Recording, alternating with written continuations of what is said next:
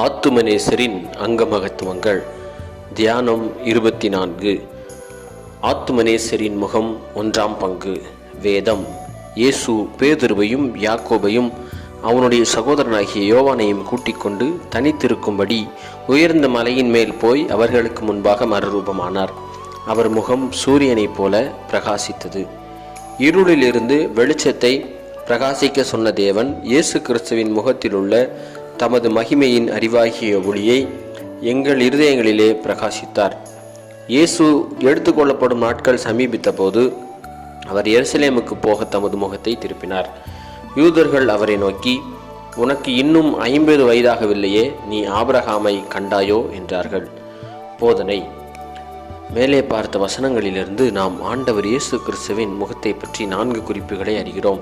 முதலாவதாக, சூரியனை போல் பிரகாசித்தது. ஆம், நம் ஆண்டவர் இயேசு கிறிஸ்து மறுரூபப்பட்ட பொழுது அவருடைய முகம் சூரியனை போல பிரகாசித்தது. இரண்டாவதாக, இயேசுவின் முகத்தில் தேவ மகிமையின் அறிவாகிய ஒளி இருந்தது.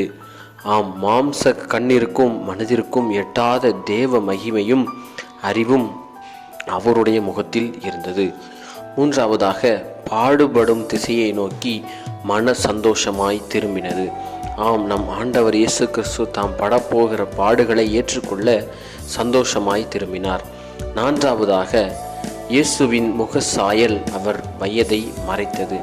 ஆம், நம் ஆண்டவர் இயேசு கிறிஸ்து மரிக்கும் பொழுது 33 வயதுடையவராய் இருந்தார். ஆனால் ஒருவர் அவரை பார்த்து, இன்னும் உனக்கு 50 வயதாகவில்லையே என்று கேட்டபொழுது ஆண்டவர் இயேசு கிறிஸ்துவின் முகம் சற்று வயதானது போல தோற்றமளித்திருக்க வேண்டும். தியானம். நம் ஆத்துமாவை நாம் யோசித்து பார்க்க வேண்டும்.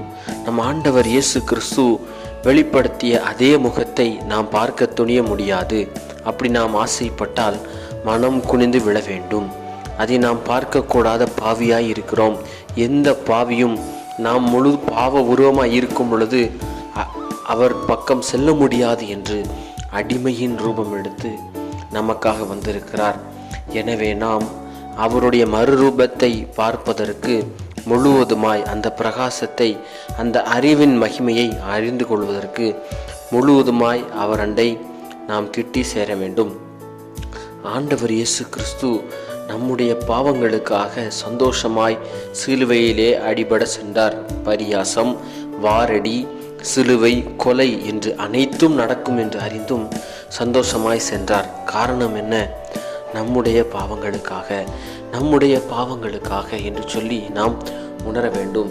எல்லா மனிதரிலும் அழகுள்ளவரும் சௌந்தரியம் உள்ளவருமாகிய நம்முடைய தேவன் வயது மிகுந்தவராக காணப்படுகிறார். காரணம், சர்வலோகத்தின் பாவங்கள் அவரை தூங்க விடாமலும், நடக்க விடாமலும், உண்ண விடாமலும், உடுக்க விடாமலும் செய்து கொண்டிருக்க வேண்டும்.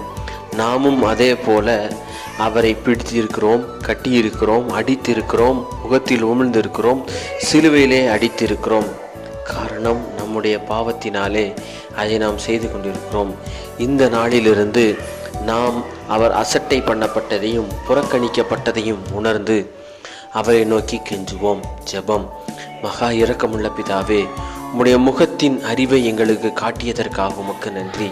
அந்த வெளிச்சத்தின் மூலமாய் எங்களுடைய பாவ இருள் நீங்கி முழுவதுமாய் புதிதாய் பிறந்த பாலனை போல உமது சமூகத்தில் உம்மை காண ஆசையாயிருக்கிறோம்.